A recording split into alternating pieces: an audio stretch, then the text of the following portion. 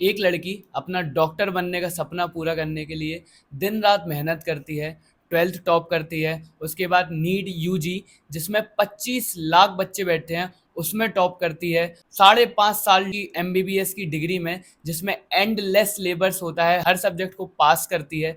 और फिर NEET PG जिसमें पूरी इंडिया के मेडिकल कॉलेज के डॉक्टर्स compete करते हैं। उस एग्जाम में टॉप करने के बाद जीएमसी कॉलेज में एडमिशन लेकर वो अपनी मंजिल तक पहुंचने ही वाली होती है। और फिर जब वो अपनी मंजिल पे आ ही गई है, एक रात 36 घंटे की कंटिन्यूअस ड्यूटी के बाद जब वो एक बेकार से डॉक्टर रूम में रेस्ट करने जाती है, तब एक हवस से भरा हुआ एहवान उस लड़की का रेप करके मर्डर कर देता है। 9 अगस्त 2024 कोलकाता के गवर्नमेंट मेडिकल कॉलेज आरजी कर गवर्नमेंट मेडिकल कॉलेज में एक on duty PG resident doctor 36 घंटे की ड्यूटी करने के बाद थोड़ी देर के लिए रेस्ट करने के लिए एक बेकार से डॉक्टर्स रूम में जाती है। वहाँ एक हैवान ने उसका ब्रूटली रेप करके उसका मर्डर कर दिया। ये कोई पब्लिक प्लेस नहीं थी, ना कोई जंगल था और कोई सुनसान जगह भी नहीं थी।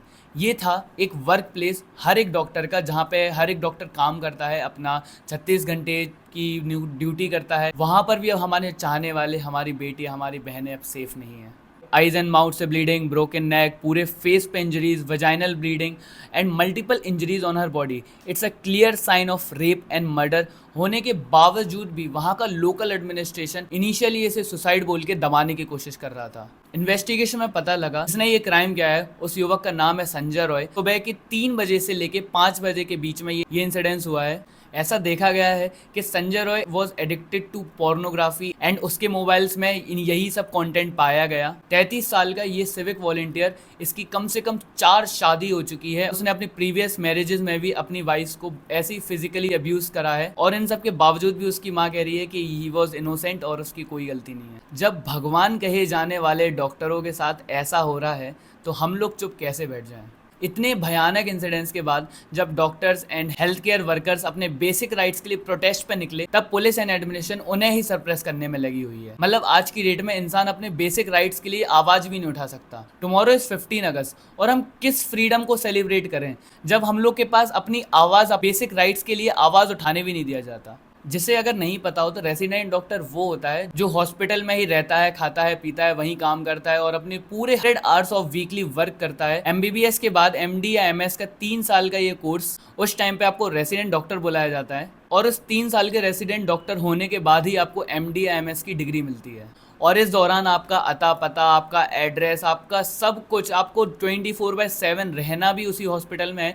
3 साल तक आप उसी हॉस्पिटल में डेली काम करते हो और ट्रेनिंग करते हो। ना कोई छुट्टी, ना कोई वेकेशंस, और जितना भी टाइम मिलता है बीच में उसी में आपको खाना पीना और नहाना है और अपना बेसिक जो भी काम करना है उसी में करना है, बिना किसी छुट्टी, बिना किसी पर्सनल टाइम के साथ। गवर्नमेंट डॉक्टर पेशेंट की सेवा में लगे रहते हैं 3 साल तक, 100 आवर्स पर वीक। अगर हम देखें तो 24/7 168 आवर्स होते हैं। कोई छुट्टी नहीं, कोई टाइम नहीं। ऐसा फील्ड जिसमें इतनी मेहनत और इतने वर्किंग आवर्स की ड्यूटी, और ये वर्क शेड्यूल हर एक डॉक्टर पे लागू होता है, मेल या फीमेल। और इस दौरान डॉक्टर स्टाफ रूम या डॉक्टर रूम में ही खाते पीते हैं, सोते हैं वहीं पर, और हर वीक 36 आवर्स की एक ड्यूटी तो होती है। पहली बात तो मुझे समझ नहीं आता इतनी वर्किंग आवर्स रखने ही क्यों है, मतलब इतना ज़्यादा काम करवाना ही क्यों है। और अगर रखवा भी रहे हो तो एटलीस्ट सेफ्टी की जिम्मेदारी तो रख लो।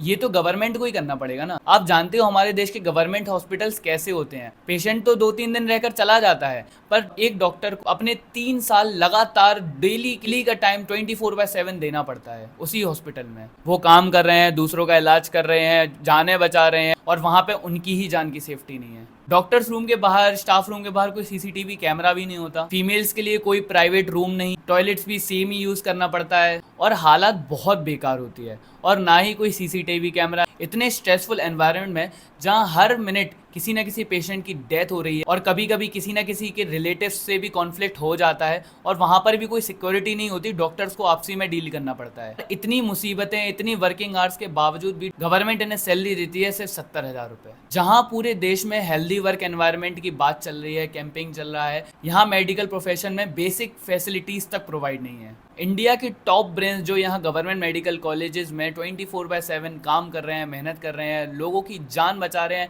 एज अ भगवान का दर्जा पा रहे हैं। और इतनी मेहनत करने के बाद भी जब किसी के साथ ऐसा केस हो जाए, ये सुन के ही हाथ पैर कांपने लगते हैं। ना वार्ड्स अच्छे हैं, ना सीसीटीवी लगाना है, ना सिक्योरिटी इंप्रूव करना है, ना रेसिडेंट डॉक्टर बढ़ाना है। डॉक्टर्स के नंबर तो बढ़ा रहे हैं, लेकिन नए नए कॉलेजेस खोल के उन्हीं मेडिकल कॉलेजेस में क्यों नहीं बढ़ा रहे हैं? अगर इन सब चीज़ों के बाद भी अगर गवर्नमेंट ने एक्शन नहीं लिया तो डॉक्टर्स की स्ट्राइक्स कोई नहीं रोक सकता।